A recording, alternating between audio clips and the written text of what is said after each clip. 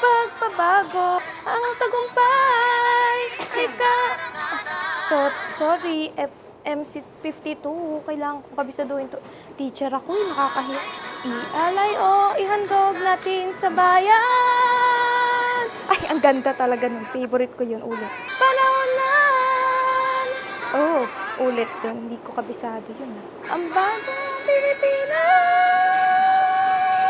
Sorry ha, teacher. Kasi ako kailangan ko itong makabisado. Nakakahiya sa mga estudyante ko.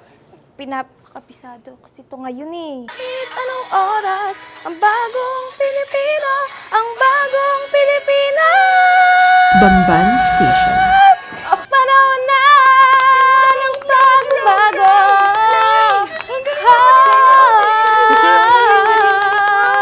Ang tagumpay ng Pilipino ay ibubunga ng bagong Pilipinas.